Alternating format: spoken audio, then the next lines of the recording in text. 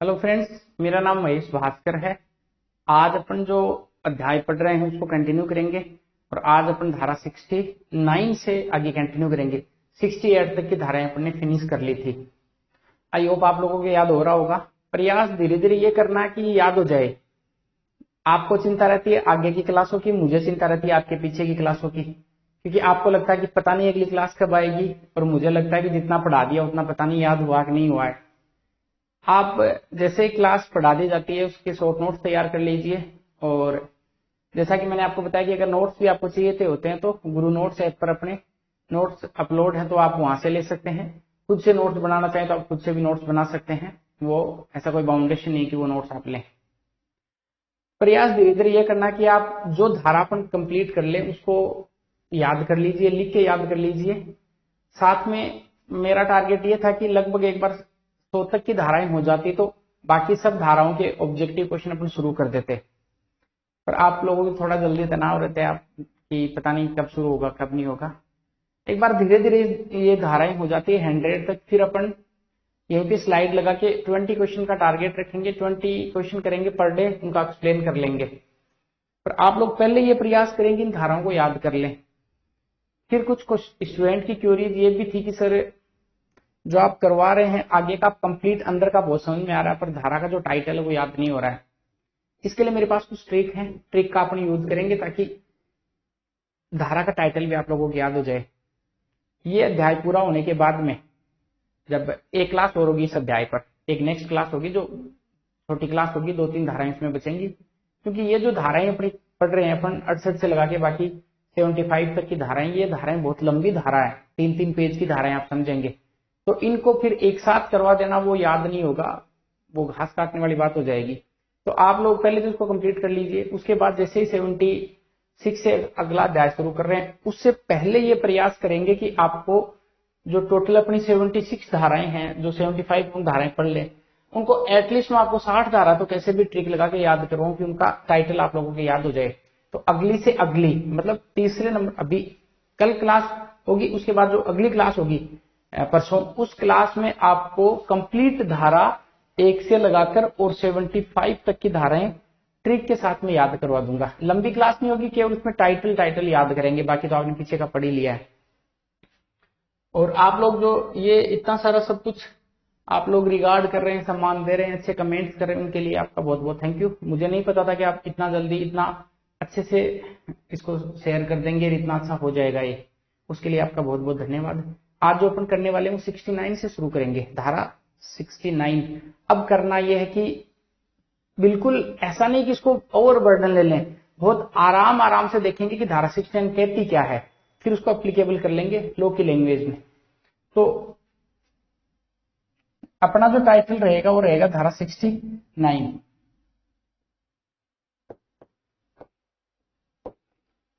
धारा 69, धारा 69 ये बताती है जो अपने बहुत शुरुआत में कर लिया था।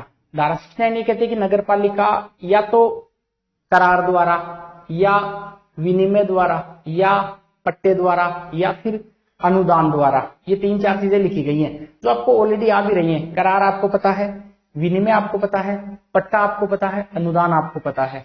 तो पहले इसको समझिए, लिखिए नहीं। जो नगर पालिका है ये या तो करार द्वारा, करार का मतलब होता है एग्रीमेंट, या फिर विनिमय, विनिमय का मतलब एक्सचेंज करना, विनिमय। आपके पास में एक ट्रैक्टर था, ट्रैक्टर देके आपने गाड़ी एक्सचेंज कर ली, विनिमय। या फिर पट्टा, लीज पर कोई चीज लेते हैं, या आपको कोई ग्रांट मिल जाता, अनुदान मिल जाता है, अनुदान। कहा यह गया कि नगर पालिका के पास जो भी संपत्ति आएगी, अब नगर पालिका के पास ऐसी संपत्ति आएगी कहां से, या तो संपत्ति क्रय की जाएगी, या नगर पालिका किसी एग्रीमेंट करेगी, या फिर नगर पालिका को कोई अनुदान में जमीन मिल जाएगी, या पट्टे के द्वारा मिल जाएगी, या एक्सचेंज करके जमीन मिलेगी। ये तो आप लोगों को पता है कि ऐसे जमीन नगर पालिका को मिलेगी नहीं। तो इसमें लिखा गया कि नगर पालिका करार द्वारा नंबर 1 बात, विनिमय द्वारा नंबर 2 बात, पट्टे द्वारा नंबर 3 बात, और ग्रांट द्वारा नंबर 4 बात। ये 4 चीजें आपको ध्यान रखनी है। 69 में ये कहा गया है कि नगर पालिका या तो करार के द्वारा या विनिमय के द्वारा या फिर पट्टे के द्वारा या फिर ग्रांट अनुदान के द्वारा क्या कर सकती है, कोई स्थायी प्रॉपर्टी संपत्ति, चाहे तो वो स्थावर हो सकती है चाहे जंगम हो सकती है। स्थावर और जंगम का अर्थ मैंने आपको पिछली क्लास में बता दिया था कि स्थावर संपत्ति का मतलब क्या होता है और जंगम संपत्ति का मतलब क्या होता है। पर इसके लिए एक शर्त ये है, शर्त ये कि नगर पालिका खुद से ऐसा इनिशिएट नहीं कर सकती। नगर पालिका को उससे पहले राज्य सरकार की अनुमति लेनी पड़ेगी। ये आपको ध्यान रखना है। किसकी अनुमति लेनी पड़ेगी? स्टेट गवर्नमेंट की, राज्य सरकार की। और ये बात व्यवहारिक भी है कि राज्य सरकार की अनुमति के बिना नगर पालिका कोई प्रॉपर्टी खरीद नहीं सकती। बात समझ में आ गई क्या? तो 69 की जो धारा है उसमें आपको 2-3 बातें जरूर ध्यान रखनी है। पहली बात तो ये आपसे ये पूछ सकता है कि नगर पालिका अगर कोई भी स्थावर या जंगम संपत्ति करार द्वारा, विनिमय द्वारा, पट्टे के द्वारा प्राप्त करता है तो उससे पहले किसकी अनुमति होनी जरूरी है? तो आप कहना उससे पहले राज्य सरकार की अनुमति लेनी जरूरी है। अर्थात राज्य सरकार की परमिशन के बाद ही नगर पालिका इतने सारे काम कर सकती है। एक बात तो हो गई ये।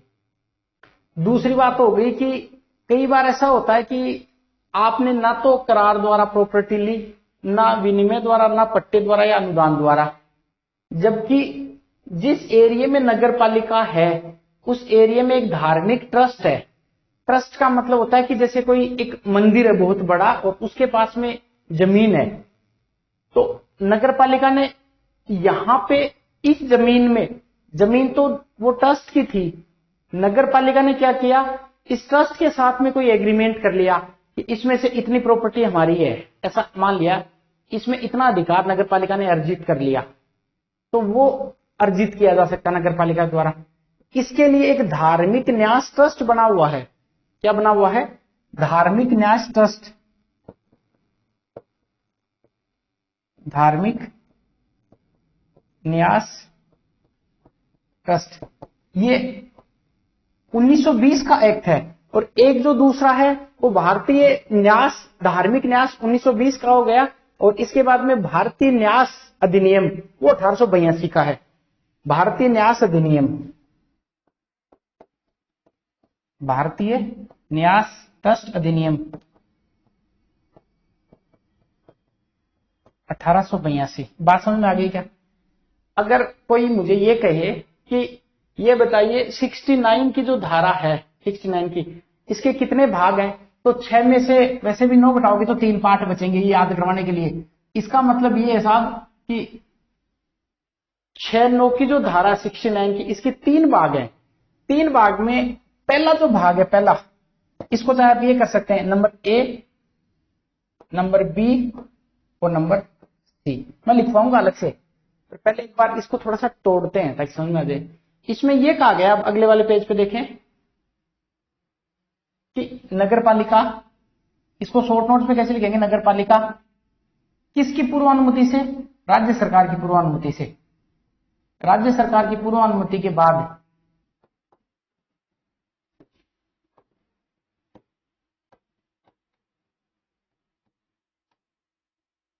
अच्छा क्या क्या कर सकती है?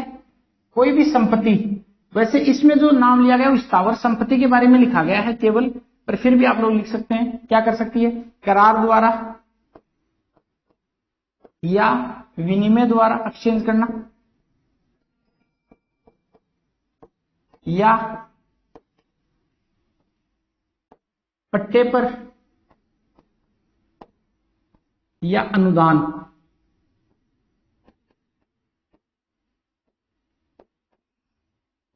बात समझ आ गई? पहला भाग, पहली बात क्या है इसमें? पहली बात ये लिखी गई है कि नगर पालिका जो है वो राज्य सरकार की पूर्वानुमति से ऐसा काम करेगी। अगर एग्जाम में पिछली बार 2016 वाली एग्जाम में भी ये क्वेश्चन पूछा गया कि नगर पालिका को जो प्रॉपर्टी लेनी है वो प्रॉपर्टी नगर पालिका को कौन खरीद कर देगा? खुद से नहीं खरीदी जाएगी, ये प्रॉपर्टी राज्य सरकार के द्वारा खरीदी जाएगी। तो यहाँ पे लिखा गया कि राज्य सरकार की पूर्वानुमति के बाद, एक भाग ये हो गया। दूसरा भाग क्या है? नगर पालिका क्या कर सकती है? करार द्वारा या विनिमय द्वारा या पट्टे पर या फिर कोई अनुदान दे दे, इसके द्वारा क्या कर सकती है? स्थावर संपत्ति। इसके द्वारा स्थावर संपत्ति। आप अगर संपत्ति लिखेंगे तो भी कोई बात नहीं, पर यहां पे स्थावर संपत्ति इस एक्ट में मेंशन किया गया, तो स्थावर संपत्ति अर्जित कर सकती है, अर्जित कर सकती है। बात समझ में आ गई? तो कितने भाग हो गए? एक लाइन ये अपने डिस्कस कर ली कि राज्य सरकार की पूर्व अनुमति के बाद में नगर पालिका करार, विनिमय, पट्टा या अनुदान के द्वारा क्या कर सकती है? स्थावर संपत्ति अर्जित कर सकती है। पहले आप इसको लिखिए, करार, विनिमय, पट्टा। या आप लोग या तो इसमें तो स्क्रीनशॉट भी आ सकता है, तो या तो स्क्रीनशॉट ले लीजिए या फिर हाथ से लिखेंगे तो ज्यादा कन्वीनियंट रहेगा।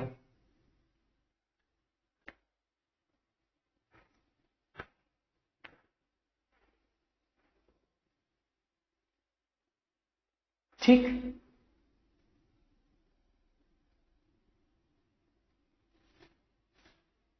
अब आपको दो बातें लिखनी है। ये वाला लिखिए, फिर नीचे दो नोट लगा सकते हैं, दो नोट। मैं इसको अगले वाले पेज पे लिख लेता हूं। दो नोट ऐसा लिखिए कि किसी दानदाता द्वारा, किसी, ये एक्चुअल में अलग से नहीं लिखा गया है, ये इसी के साथ लिखा गया है। करार द्वारा, विनिमय द्वारा, पट्टे या भाड़े पर लिया जा सकता है, या कोई दानदाता द्वारा अनुदान दिया जा सकता है। पर मैंने चार चीजें यहाँ पे मेंशन किए ताकि दानदाता वाले आपको आगे लिखवा दूं। तो किसी दानदाता द्वारा, दानदाता द्वारा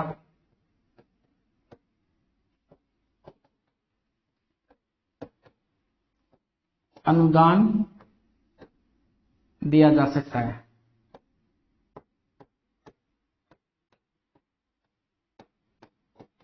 ठीक, किसी दानदाता द्वारा अनुदान दिया जा सकता है। इसके अलावा दो बातें और डिस्कस करनी है। जो बात तो एक्चुअल में एक ही है पर वो दो भागों में है। इसमें यह लिखा गया कि कोई हितग्राही, हितग्राही का मतलब होता है कि कोई आप इंटरेस्ट रख सकते हैं किसी चीज में। इसका मतलब यह है कि नगर पालिका चाहे तो किसी चीज में हित रख सकती है, हितग्राही प्राप्त कर सकते हैं। हितग्राही, ये वर्ड लिखा हुआ उस आपके ओरिजिनल एक्ट में, हितग्राही। हितग्राही का मतलब होता है कि किसी भी चीज में आप अपना या तो पार्टनरशिप रख सकते हैं या फिर अपना हित रख सकते हैं किसी चीज में। वो हितग्राही है, वो दो अधिनियमों से क्लियरिफाई होता है। एक धार्मिक न्यास अधिनियम, धार्मिक न्यास अधिनियम, ये एक्ट बनाया गया था 1920 में, और एक है भारतीय न्यास अधिनियम एक्ट। ये जो लॉर्ड रिपन का समय था, उस समय में आपको यह पता है कि भारत में और भी बहुत सारे रिफॉर्म हुए थे। उसमें एक्सेस ऑफ इंस्ट्रूमेंटेशन एक्ट भी लाया गया था, जिसमें आप ये चेक वगैरह अनादरण के मामले हैं। और इसी में भारतीय न्यास एक्ट, भारतीय ट्रस्ट एक्ट बनाया 1882 में, लॉर्ड रिपन का समय था। और यहाँ पे आपको पता है कि सभी ने अवज्ञा आंदोलन का समय था। उसमें धार्मिक न्यास एक्ट बनाया गया और इधर भारतीय न्यास एक्ट। इसके तहत नगर पालिका चाहे तो किसी भी जो न्यास होते हैं, जो ट्रस्ट होते हैं, जो नगर पालिका की सीमा में आते हैं, वहां पे अपना इंटरेस्ट रख सकते हैं, इंटरेस्ट दिखा सकते हैं। बात समझ में आ गई? इसको और लिख लीजिए, पहले इसको लिख लीजिए कि इतनी बात इसमें लिखी गई कि राज्य सरकार, ये ज्यादा इंपॉर्टेंट है कि किसकी अनुमति के बाद ये काम किया जाएगा। तो राज्य सरकार की अनुमति के बाद। नगर पालिका 2016 वाले में जो पर्सन मैंने आपको बताया कि नगर पालिका को वो संपत्ति चाहिए, जमीन चाहिए, तो कौन खरीद कर देगा उसको? स्टेट गवर्नमेंट खरीद कर देगी। और यहां पे लिखा गया कि राज्य सरकार की पूर्व अनुमति के बाद इतने सारे काम हो सकते हैं। कौन कौन से? करार, विनिमय, पट्टा या भाड़ा, या फिर अनुदान। अनुदान किसके द्वारा दिया जाएगा? किसी दानदाता के द्वारा दिया जाएगा। और इसके अलावा भी नगर पालिका चाहे तो कोई ट्रस्ट होता है, उसमें हिस्सेदारी रख सकती है, ट्रस्ट में भाग रख सकती है। और वो जो ट्रस्ट होते हैं या फिर जो न्यास हैं, वो कौन से दो अधिनियम के द्वारा विनियमित रेगुलेट किए जाते हैं? धार्मिक न्यास एक्ट 1920 और भारतीय न्यास एक्ट 1882। इन दोनों को आप लिख लीजिए। ठीक, इसके बाद में जो अपन डिस्कस करने वाले हैं 69 की धारा अपन चर्चा करने वाले हैं, धारा 69 बी। ये वाली जो अपन ने धारा चर्चा करी है, ये करिए 69 की, 69 की धारा।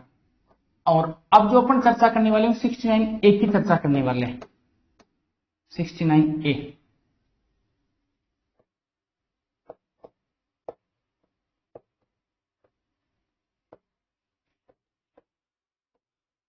ये धारा अगर आप न्यूज़पेपर रेगुलर पढ़ते हैं तो जो प्रशासन शहरों के संग जो अभियान चल रहा था, जिसमें 69A और 90B दो धाराओं बहुत बार न्यूज पेपर में आपने पढ़ी होगी कि आज ये जो पट्टे वगैरह जारी किए जाते हैं प्रशासन शहरों के संग अभियान में, वो पट्टे इन्हीं दो धाराओं के तहत, मतलब ये दो धाराओं भी उसमें इन्वॉल्वमेंट थी। इसमें है कि जो कुछ जो भूमि है, जैसे ऐसा समझें कि पहले आप इसको बिल्कुल लाइटली समझें, ये नगर पालिका का एरिया है, फिर ये धारा अपने आप समझ में आ जाएगी आपके, ये नगर पालिका का एरिया है। अब इसमें बाकी सारी भूमि तो ठीक है, रेगुलेट है, इतने वाली भूमि पर कुछ व्यक्ति रह रहे हैं कई सालों से, पर उनके पास में पट्टा नहीं है, पट्टा ध्यान से समझिए, पर उनके पास में बाकी अधिकार हैं, वहां पे रहने का अधिकार है, वो जो कॉलोनी कटी है उसमें वो रह रहे हैं, कई सारे अधिकार हैं, उनके पास में डॉक्यूमेंट भी हैं, अपने कागज भी हैं, डॉक्यूमेंट भी हैं, वो जमीन एक्चुअल में वो प्लाट है, वो जमीन है वो उनके नाम पर भी है, पर उनके पास पट्टा नहीं है। अब आप मुझे बताइए पट्टा किसके द्वारा जारी किया जाएगा? आप कहेंगे नगर पालिका के द्वारा जारी किया जाएगा। तो क्या नगर पालिका ऐसे हवा में ही पट्टा जारी कर देगी, या ए नाम का व्यक्ति है जो सारे जमीन के कागज लेकर जाएगा नगर पालिका के पास में और कहेगा सर ये देखिए मैं इस जमीन पे रह रहा हूं, मेरा इस पर कब्जा है और मेरे जमीन ये प्लॉट मेरे नाम है, रजिस्ट्री मेरे पास है। तो नगर पालिका कहेगी आपके पास जो भी कागजात हैं, डॉक्यूमेंट है, वो हमें दे दो आप, अर्थात हमारे पास आप जमा करवाओ। उसको सरेंडर बोलते हैं, समर्पण करना, कि जो जो कागज आपके हमारे पास समर्पित कर दो, और बदले में हम क्या दे देंगे? बदले में हम आपको बाकी सारे राइट्स दे देंगे, अधिकार दे देंगे, अर्थात आपको कंप्लीट पूर्ण स्वामित्व इस जमीन का मिल जाएगा। इस वाली धारा में 69A में ये लिखा गया है। दोनों ही जगह इंपॉर्टेंट है, करंट के लिए भी इंपॉर्टेंट है और आपके इस नगर पालिका एक्ट के लिए भी इंपॉर्टेंट है। अब मान लेते हैं कि आपको कहोगे सर हमें लैंग्वेज नहीं समझ में आ रही है। लैंग्वेज क्या, अधिनियम की लैंग्वेज थोड़ी सी टफ होती है, जो समझ में आती नहीं है। अब इसको अगर बहुत साधारण भाषा में लिखवाना हो तो मैं इसको ऐसे लिखवा सकता था कि नगर पालिका में जो कुछ भूमियां होती हैं, उन भूमियों से संबंधित अधिकारों का समर्पण या अभ्यर्पण और बदले में नगर पालिका द्वारा पूर्ण अधिकार जारी करना, ये अपनी एक मिक्स सी भाषा हो गई, खुद की लैंग्वेज हो गई और नगर पालिका एक्ट की भी बात हो गई। पर आपको क्या करना है, एक्ट की लैंग्वेज तो आपको ये वाली समझ में आ गई कि 69A क्या कहती है कि हमें पट्टा चाहिए और पट्टा नगर पालिका जारी करेगी। पर पट्टे के बदले में नगर पालिका आपसे क्या मांगेगी? पट्टे के बदले में आपसे डॉक्यूमेंट मांगेगी। तो डॉक्यूमेंट आप ले जाके नगर पालिका में देंगे, बदले में नगर पालिका आपको क्या जारी कर देगी? पट्टा जारी कर देगी। बस यही 69A की धारा है। अब इसको आप भाषा में लिखते हैं तो ऐसा आप लिख लीजिए धारा 69A, और इसमें लिखिए कतिपय भूमियों के अधिकारों के, कतिपय का मतलब कुछ, कतिपय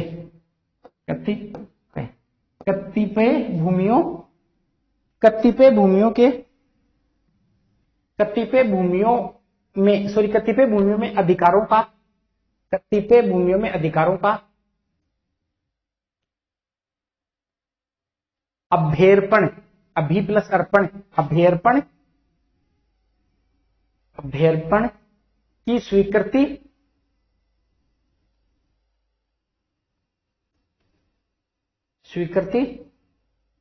तथा पूर्ण स्वामित्व पट्टा जारी करना, पूर्ण स्वामित्व पट्टा जारी करना। तो इसको तोड़ के देखते हैं, कतिपय भूमियों में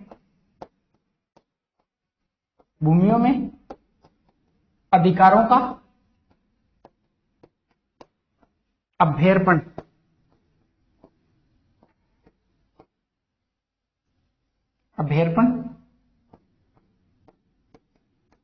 तथा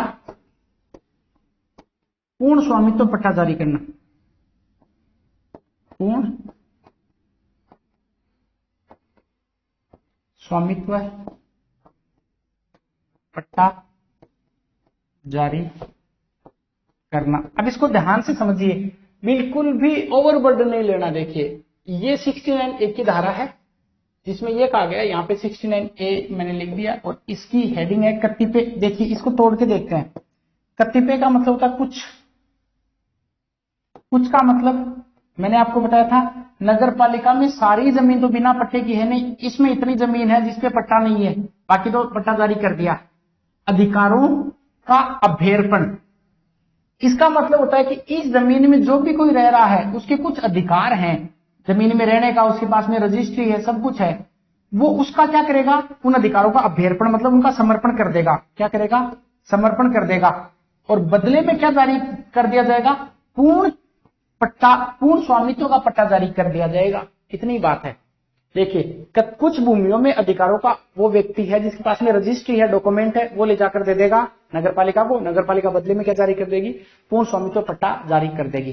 तो इसमें आप लिख सकते हैं भले कि नगरपालिका क्षेत्र में, ये मेरी भाषा में लिखवा रहा हूं अब मैं, क्वेश्चन आएगा तो केवल इस धारा से इतना आएगा बस, आगे इसमें कुछ है नहीं सही में लिखने लायक, नहीं लिखे तो भी चल जाएगा, फिर भी मैं बोल देता हूं, इसमें आगे नहीं देखना आपको, इतना याद रखना। लिखिए लिखिए नगरपालिका क्षेत्र में, नगरपालिका क्षेत्र में, नगरपालिका क्षेत्र में कतिपय भूमियों, कतिपय, कतिपय का मतलब कुछ होता है यहाँ पे, कतिपय भूमियों, कतिपय भूमियों से संबंधित, कतिपय भूमियों से संबंधित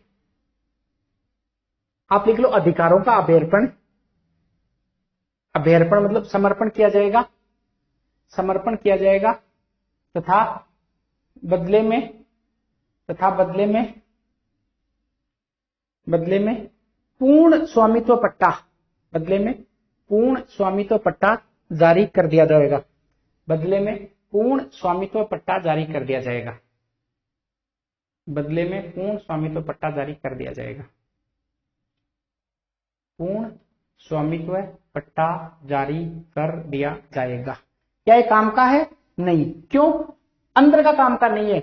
आपको पूछेगा कि प्रशासन शहरों के संघ अभियान में नगरपालिका अधिनियम 2009 की कौन सी धारा चर्चा में रही, वहां पे और सारी धाराएं देखिए, एक आपको 69A दे दे तो इसका मतलब वहां पे क्या आपका उत्तर 69A करके आना है, क्योंकि पट्टा जो भी जारी किया जाएगा वो इसी अधिनियम की धारा से किया जाएगा। आगे आपको बहुत इंटरेस्ट आएगा, जैसे घर पे कचरा उठाने वाली जो गाड़ी आती है कौन सी धारा से आती है, आगे जो सफाई वाला जो चलेगा उसमें जो आपके जो धारा 200 से लेकर 297 तक अपन पढ़ने वाले हैं, उसमें ये इंटरेस्टिंग बात है कहां पे सफाई रखनी है। कुछ लोग, आपको पता है कि सार्वजनिक स्थान पर कचरा फेंकते तो 500 रुपए जुर्माना है, इसके लिए भी अलग से धारा बनी हुई है। कचरा उठाने वाली गाड़ी घर पे आएगी, इसके लिए भी अलग से। ये नगरपालिका एक्ट पढ़ने के बाद आपको बहुत इंटरेस्ट आएगा, इंटरेस्ट ऐसे आएगा, बहुत सारी चीजें सीख जाएंगे जो अपने आसपास में घटित होती हैं। तो इसको प्रैक्टिकल लेके अपन समझेंगे, नहीं कि इसको ऐसे बहुत थ्योरेटिकल लेके समझेंगे। बात समझ आ गई? इसके बाद में धारा 70 पढ़ेंगे, धारा 70 पढ़ने वाले हैं। 70 की धारा भी इंटरेस्टिंग है। 69A आपको समझ में आ गई थी। इसके पहले अपने 69 की देखिए, 69 खूब आसान है, उसमें इतना लिखा है कि राज्य सरकार की पूर्व अनुमति के बाद नगरपालिका करार विनिमय पट्टा अनुदान के द्वारा प्रॉपर्टी प्राप्त कर लेगी। अब बात करते हैं 70 की। 70 में मैंने आपको बताया था भूमि का अनिवार्य अर्जन लिखा गया है।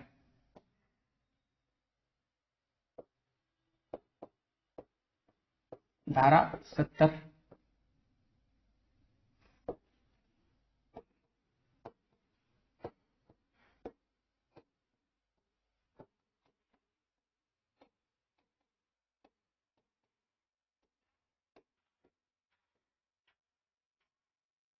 भूमि का अनिवार्य अर्जन, भूमि का अनिवार्य अर्जन, इसका मतलब ये होता है कि मान लेते हैं कि ये नगरपालिका है, बहुत इसको भी प्रैक्टिकली समझते हैं। ये नगरपालिका है, इसमें इतनी सारी जो जमीन है, ये वाली जमीन ये नगरपालिका के पास में नहीं है। ये तो होगी नगरपालिका सीमा के अंदर की बात।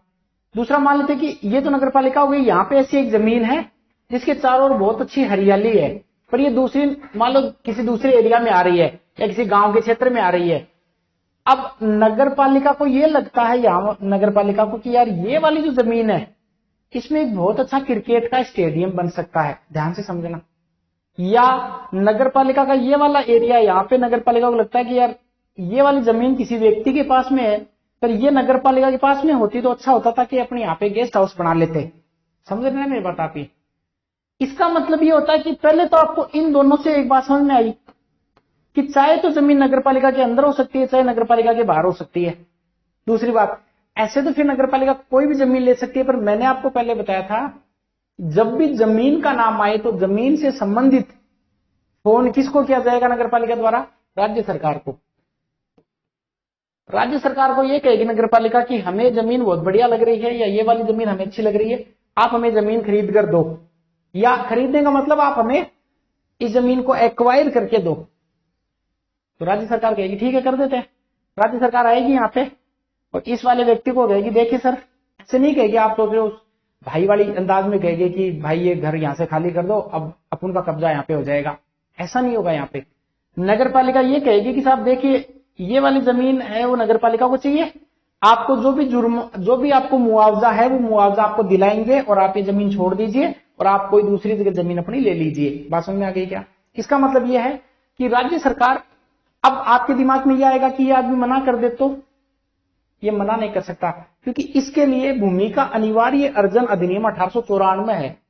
भूमि का अनिवार्य अर्जन 1894, इसमें यह कहा गया कि अपन जिस जमीन में रह रहे सही में अपनी जमीन है नहीं, कोई भी जमीन, सारी की सारी जमीन राज्य सरकार की है। राज्य सरकार लोक हित में चाहे तो अनिवार्य अर्जन जमीन का कर सकती है। आप उस रामायण में नहीं जाना, आपको इस धारा से 3 बातें सीखनी है। पहली बात तो ये सीखनी है कि नगर पालिका की सीमा के अंदर या सीमा के बाहर कोई भी जो जमीन है वो नगर पालिका ले सकती है, अर्जन करवा सकती है। दूसरी बात ये ध्यान रखनी, क्या नगर पालिका खुद से एक्वायर कर लेगी? क्या नहीं, तो राज्य सरकार आएगी एक्वायर करने के लिए। ठीक। तीसरी बात, क्या जमीन फ्री में मिल जाएगी नगर पालिका को? ना, इसके लिए नगर पालिका को मुआवजा देना पड़ेगा और जो कुछ राशि तय की जाए, इसके अलावा भी कुछ राशि तय की जाए, मुआवजे के अलावा भी कोई अन्य टैक्स की राशि है, कोई अन्य प्रभार है, वो नगर पालिका को दिया जाएगा, उसके नगर पालिका द्वारा दिया जाएगा। उसके बाद में जो जमीन का जो अधिकार है, इस वाली जमीन का अधिकार, वो नगर पालिका के पास में आ जाएगा। बात समझ में आ गई? कितनी बातें सीखी? 4-5 बातें। अब लिख लेते हैं इसको। वापस बताऊं, भूमि का अनिवार्य अर्जन। अब देखिए इसको शॉर्ट नोट्स में तैयार करते हैं, कैसे करेंगे अनिवार्य अर्जन।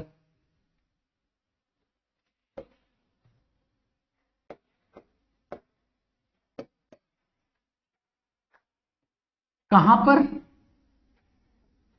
पर हो सकता है अनिवार्य अर्जन? तो ये कहीं भी मान सकते हैं आप। नगर पालिका की सीमाओं के अंदर या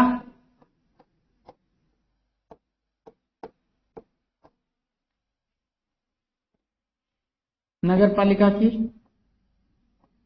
सीमाओं के बाहर।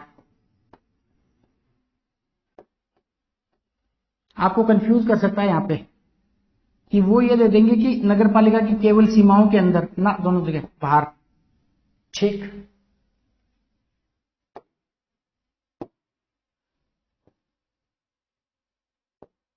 कौन अर्जन करेगा? ये कहां है, ये कौन है, कौन करेगा? तो लिखना राज्य सरकार द्वारा। किसके द्वारा? राज्य सरकार द्वारा।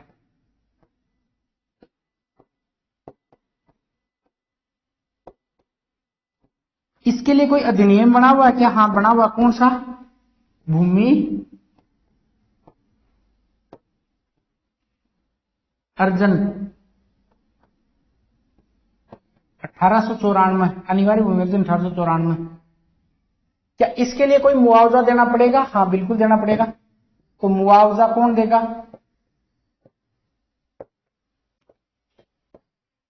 प्लस कोई अन्य शुल्क भी हो सकता है, अन्य प्रभार भी हो सकता है। किसके द्वारा दिया जाएगा? नगर पालिका के द्वारा। और उसके बाद में जमीन किसकी हो जाएगी? देन ये जमीन हो जाएगी नगर पालिका की। लिख लीजिए इसको, भूमि का अनिवार्य अर्जन। लिख लीजिए आराम से इसको।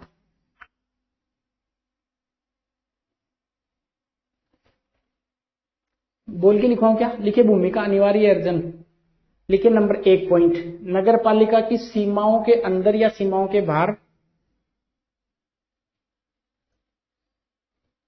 नगर पालिका की सीमाओं के अंदर या सीमाओं के बाहर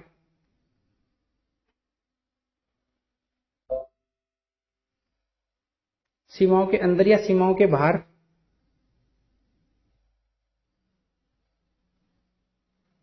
सीमाओं के अंदर या सीमाओं के बाहर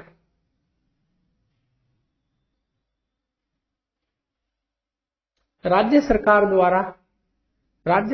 द्वारा नगरपालिका के अनुरोध पर नगरपालिका के अनुरोध पर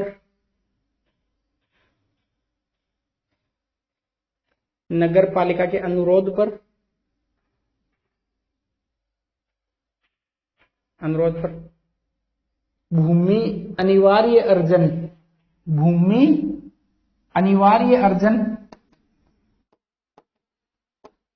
1894 1894 के द्वारा भूमि का अर्जन किया जा सकता है।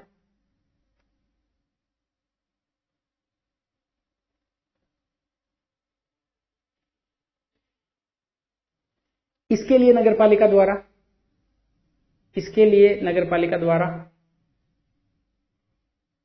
मुआवजा तथा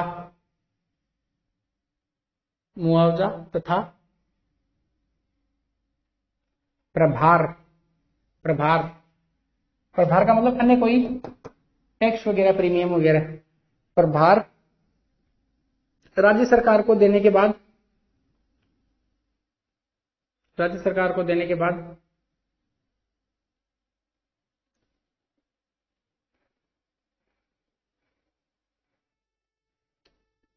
इस भूमि से संबंधित समस्त अधिकार नगरपालिका में निहित हो जाएंगे।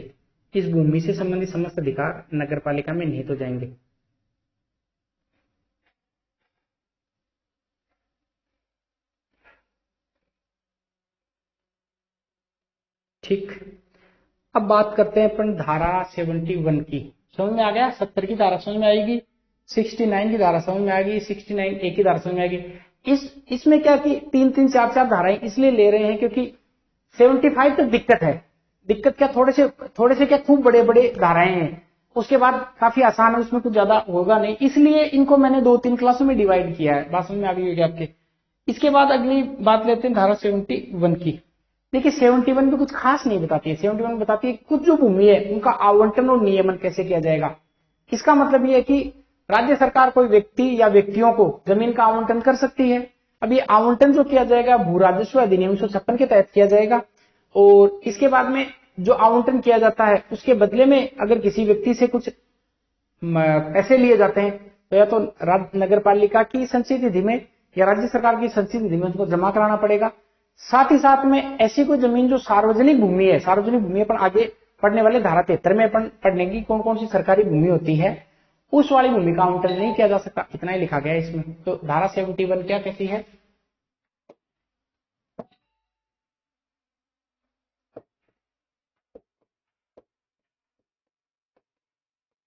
लिखिए कतिपय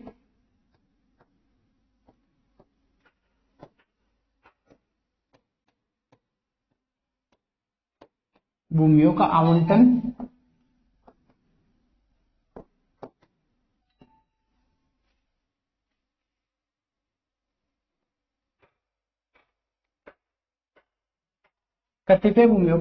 तथा नियमन।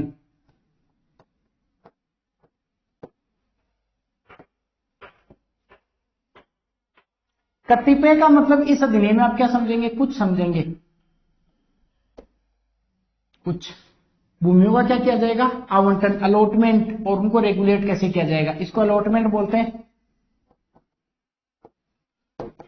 आपको पता है कि स्वतंत्रता के बाद में भारत में बहुत सारे भूमि सुधार हुए, और उसके बाद में हमने कुछ लोगों को ऐसे कहते सुना कि मैं मेरी जमीन में जा रहा हूं अलॉटमेंट वाली जमीन पर जो राज्य सरकार की तरफ से उसे मिली है, तो यहाँ पे कि कुछ भूमियों का अलॉटमेंट और उनको रेगुलेट कैसे किया जाएगा, नियमन कैसे किया जाएगा। इस अलॉटमेंट के लिए जो, पहले इसको समझेंगे आप, इसके लिए इसका मतलब ये कि ये नगर पालिका का क्षेत्र है, यहाँ पे 5 लोग ऐसे हैं जिनके पास में जमीन नहीं है, या कुछ लोगों का ऐसा समूह है जिनके पास जमीन नहीं है। राज्य सरकार चाहे तो उनको जमीन का क्या कर सकती है, अलॉटमेंट कर सकती है। बदले में राज्य सरकार इनसे कुछ शुल्क वगैरह चार्ज कर सकती है, जो कि नगर पालिका की या राज्य सरकार की संचित निधि में जमा कराना पड़ेगा, इतना ही है। अर्थात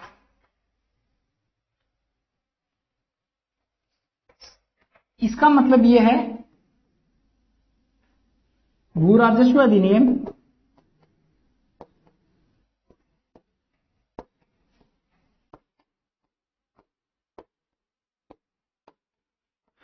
1956 द्वारा, ये तो है एक्ट का नाम, क्या ये अपने सिलेबस में है, नहीं है, पर बार बार इसका जिक्र आएगा। भू राजस्व अधिनियम 1956 और काश्तकारी अधिनियम 1955, ये 2 एक्ट लेन से जुड़े हुए हैं। तो भू राजस्व अधिनियम 1956 में बताया गया कि किस प्रकार से जमीन का अलॉटमेंट किया जा सकता है, किस किस को किया जा सकता है, किसके द्वारा किया जाएगा, तो राज्य सरकार द्वारा। ये भी लिखना नहीं है आपको, राज्य सरकार द्वारा, राज्य सरकार द्वारा। इसके बाद में किसको किया जाएगा, तो या तो व्यक्तियों को किया जाएगा, या व्यक्तियों के समूह को, या तो कुछ व्यक्ति हो सकते हैं, ज्यादा व्यक्ति हो सकते हैं, व्यक्तियों को या व्यक्तियों के समूह को। क्या इनसे कुछ चार्ज वगैरह लिया जाएगा, हाँ लिया जा सकता है।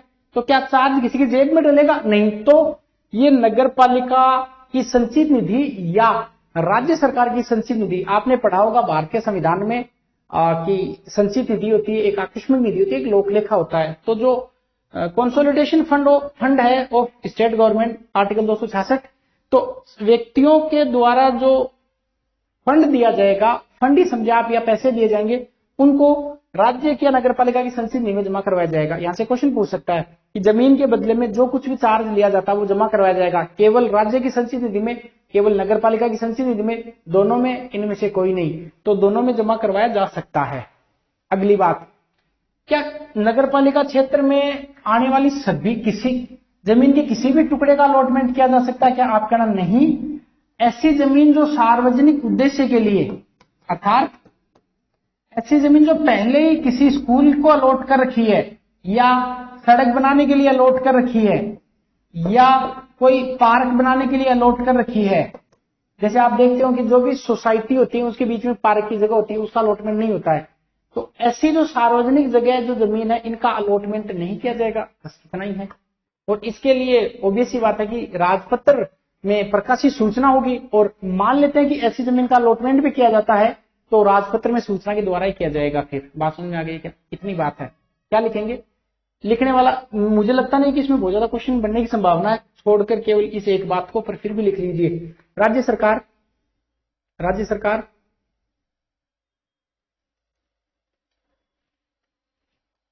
भू राजस्व अधिनियम 1956, इसकी धारा वैसे तो काम की नहीं, पर लिखना चाहो तो 90A धारा, इसमें भू राजस्व अधिनियम 1956 की धारा 90A, 90A के तहत, 90A के तहत व्यक्ति या व्यक्तियों के समूह को, व्यक्ति या व्यक्तियों के समूह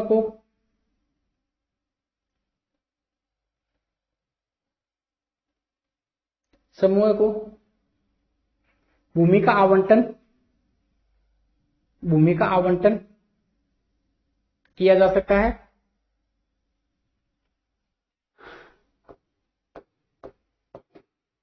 तथा जो कर व प्रीमियम प्राप्त होता है उसे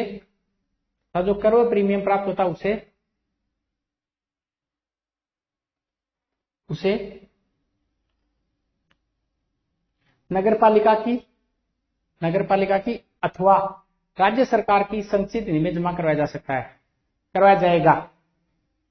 तथा कर व जो प्रीमियम प्राप्त होता है उसे नगर पालिका या राज्य सरकार की संचित निधि में जमा करवाया जाएगा। ठीक, अब एक नोट लगाइए, नोट,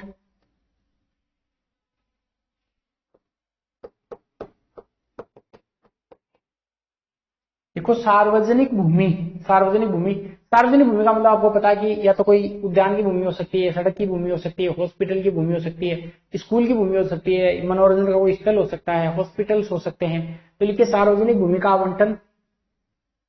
आवंटन राजपत्र में, राज्य सरकार के राजपत्र में अधिसूचना के द्वारा ही होगा। सार्वजनिक भूमि का आवंटन राज्य सरकार के राजपत्र में अधिसूचना के द्वारा ही होगा।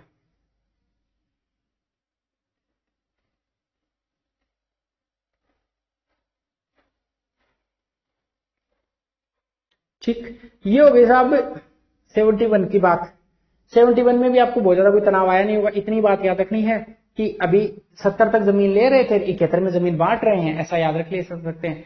अब बात करते हैं 72 की। 72 में ऐसा मान लेते हैं कि 70 में क्या था, भूमि का अर्जन था, 3 एक साथ याद करवाते थे। 70 में जमीन लेनी थी, अर्जन था। 71 में कि जमीन का आवंटन करना है।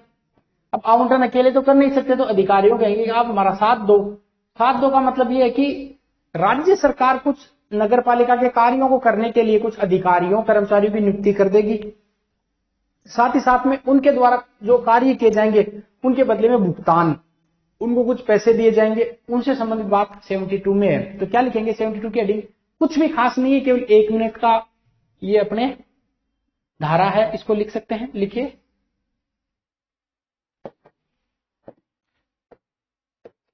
धारा 72। लिखिए नगर पालिका के संक्रमणों को करने के लिए, नगर पालिका के संक्रमण करने के लिए, संक्रमण मतलब कार्य, संक्रमण करने के लिए, कार्य करने के लिए, मैं साधारण भाषा में लिखाता हूं, संक्रमण में कार्य करने के लिए, संक्रमण या कार्य करने के लिए कार्मिक कर्मचारी, कार्मिक तथा कार्मिक के साथ नगर पालिका संक्रमण करने के लिए कार्मिक तथा उनका भुगतान, ऐसा लिख लो, उनको भुगतान, नगर पालिका कार्य के लिए कार्मिक तथा उनको भुगतान, उनको भुगतान। बस एक लाइन इसमें ये इंपॉर्टेंट ध्यान रखनी है कि नगर पालिका से संबंधित अगर किसी कर्मचारी को संविदा पर लगाया जाता है तो वो खुद नगर पालिका संविदा पर नहीं लगाएगी। इनको संविदा पर लगाने का जो कार्य है वो राज्य सरकार के द्वारा किया जाएगा। तो क्वेश्चन ऐसा है कि नगर पालिका के लिए जो कार्मिक हैं, जो कर्मचारी हैं, इनको अगर संविदा पर लगाया जाता है तो लगाने का कार्य कौन करेगा? संविदा पर राज्य सरकार लगाएगी। और उनको समय समय पर जो वेतन है उनके भुगतान संबंधित नियम राज्य सरकार के द्वारा बनाए जाएंगे। इतनी बात इसमें है धारा 72 में। अब देखिए आज की क्लास वैसे भी लंबी हो रही, 42 मिनट की क्लास हो गई है। अब कहे तो 72, 73, 74, 75 3-4 धारा हो रहेगी इस चैप्टर से संबंधित, जिनको अपन अगले वाले क्लास में डिस्कस करेंगे। नेक्स्ट वाले क्लास में आपका ये टॉपिक पूरा हो जाएगा। बात समझ में आ गई क्या? अर्थात नगर पालिका वाला ये जो अपना अध्याय जो चल रहा है ये पूरा हो जाएगा। आगे फिर राज्य वित्त आयोग के बारे में ऐसे पढ़ेंगे, आसान है, 100 तक जैसे ही हो जाएंगे उसके बाद में अपन ऑब्जेक्टिव क्वेश्चन शुरू कर देंगे ताकि आप लोगों को कॉन्फिडेंस आ जाए। ठीक है, और चलिए आप जितना पढ़ा रहा हूं उसको बार बार रिवाइज करते रहिए ताकि आपको कॉन्फिडेंस रहेगा। चलिए मिलते हैं नेक्स्ट वाली क्लास में। क्लास एक दिन छोड़ के एक दिन डाल रहे हैं, चाहेंगे तो पर डे भी इसको डाल सकते हैं, पर धीरे धीरे हो रहा, आप चिंता नहीं कीजिए। आपको अगली वाली क्लास की चिंता, मुझे पीछे वाली क्लास की चिंता है। चलिए मिलते हैं बाद में।